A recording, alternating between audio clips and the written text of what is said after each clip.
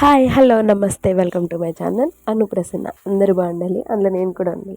Trust me, నన్ను నమ్మండి, curry చేసుకోండి, చాలా అంటే చాలా బాగుంటుంది.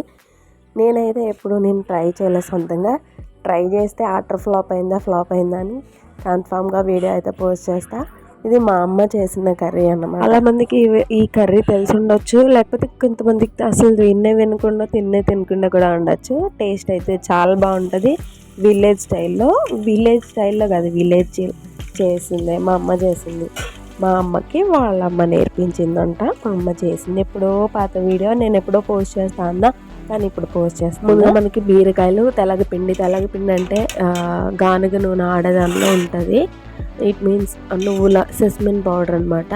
అది గానుగ నూనె ఆడే దగ్గర కంపల్సరీ దొరుకుతుంది.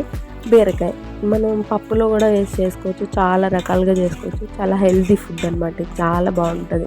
టేస్ట్ కూడా ఇంక్రీజ్ అవుతుంది కర్రీకి అయినా. ఫస్ట్ అయితే బీరకాయ ముక్కల్ని చిన్నగా చాప్ చేసుకుని పక్కన పెట్టేసుకుని, ఆనియన్స్, పచ్చిమిర్చి కూడా చాప్ చేసుకొని పక్కన పెట్టేసుకొని, ఒక దాగ పెట్టుకొని ఆ దాగలో నూనె వేసుకొని, నూనె మాడిపోయిన తర్వాత ఆనియన్స్ వేసి అవి కూడా బ్రౌన్ కలర్ వచ్చిన తర్వాత బీరకాయ ముక్కలు వేయాలన్నమాట. వేసిన తర్వాత అవి కూడా కొంచెం మూతేసి మగ్గేస్తాం అనుకోండి, అవి అలాగే మగ్గుతూ ఉంటే మనం కూడా అవి వీటిలో మగ్గుతూ ఉంటాం. పక్క నుండి దూరంగా వచ్చేయండి.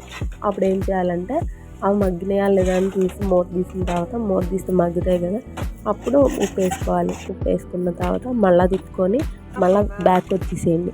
వచ్చిన తర్వాత మళ్ళీ అక్కడికి వెళ్ళి అది ఉడికిందా లేదా అని చూసుకుని అందులో మగ్గితే కనుక సెసమిన్ పౌడర్ ఏదైతే మన తెలగపిండి ఉందో అది యాడ్ చేసేయండి. తెలగపిండి అంటే గానుగ నూనె ఆడించింది. మళ్ళీ చెప్తున్నా, గేదెలకు పెట్టే తెలగపిండి కాదు. అని ఇంకోటి, అది మనకు కొంచెం పౌడర్ వేయగానే మనకి గుడ్డు పొరుట్లాగా వస్తుంది, కర్రీ అవుతుంది.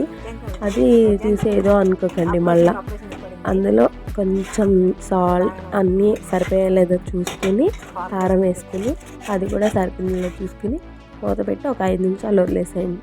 అంతే, కర్రీ రెడీ అయిపోద్ది. ఆ తర్వాత వచ్చి బిల్డప్ కొద్ది నేను కొత్తిమీర వేసి నేనే వండేస్తానని చెప్తాను. ఇది మాత్రం మీరు నమ్మేసేయండి, ఎందుకంటే మా అమ్మ అంటే మనం చేసినట్టే, అంతే కదా. పంతులు గారు కూడా అది చెప్తారు. ఆ తర్వాత పందిలాగా పళ్ళెం పెట్టుకొని అందులో అన్నం కూర వేసుకొని కమ్మగా కలుపుకుని తింటే సరిగ్గుంది. అందులో ఇంకో వింత ఏంటంటే, నేను ఇందులో నెయ్యి కూడా వేసుకున్నాను. చాలా అంటే చాలా బాగుంది నెయ్యిలో కూడా. మీరు కూడా ఒకసారి ట్రై చేయండి. ఎవరైనా ట్రై చేస్తే నాకు ఒకళ్ళైనా కామెంట్ చేయండి. ఎవరు కామెంట్ చేయరు, ఇంతమంది ఉంటారు మళ్ళీ. ఇదన్నమాట ఈ వీడియో. నా చిన్న వీడియో నచ్చితే ఏం చేయాలో తెలుసుగా, ఒక చిన్న లైక్, సబ్స్క్రైబ్ కూడా. ఉంటాను బాయ్.